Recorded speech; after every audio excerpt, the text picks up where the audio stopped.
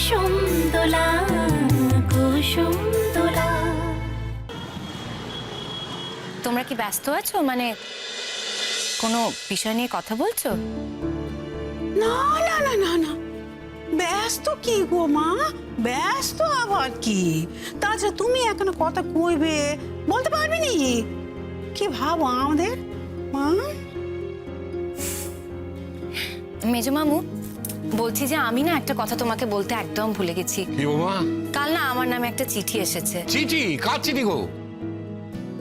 তোমাদের ছেলের অফিস থেকে চিঠিটা এসেছে। বাদশার অফিস থেকে চিঠি এসেছে? কি এসেছে গো, কি এসেছে? মনে হয় টাকা পয়সা সংক্রান্ত কোনো বিষয়ে। টাকা পয়সা?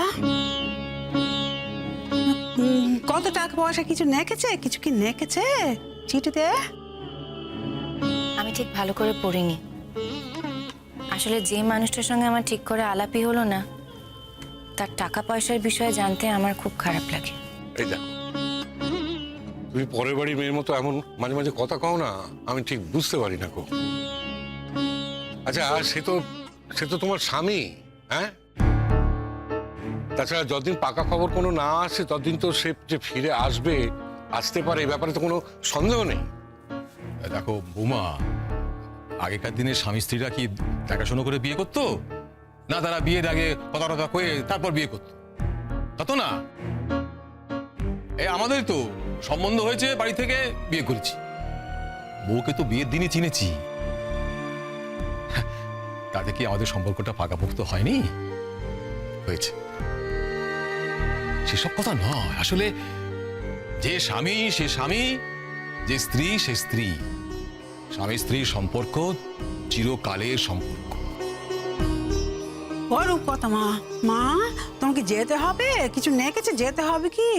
রনর সঙ্গে কি এ ব্যাপারে কোনো কথা কয়েছো? রনর সঙ্গে কি করে, মানে কাল থেকে রন যা ব্যস্ত আছে, ওর সঙ্গে কোনো কথা বলাই সম্ভবপর না। ব্যস্ত মানে কিসের ব্যস্ত? এই ব্যাপারটা কি কম ব্যস্ততার ব্যাপার নাকি?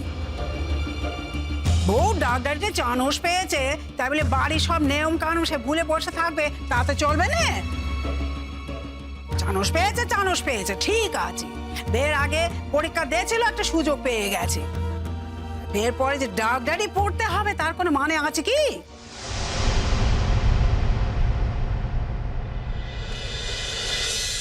রনো, পুরানো, তোরা কি খেয়ে বেরোবি তো? না মা, খেয়ে যাবো না, দেরি হয়ে যাবে। ইমনের 2 কপি ছবির দরকার, সেটা মিসিং। তাই এখন প্রথমে স্টুডিওতে গিয়ে 2 কপি ছবি তোলাতে হবে, তারপর সেখান থেকে সোজা কাউন্সিলিংয়ে যাবো।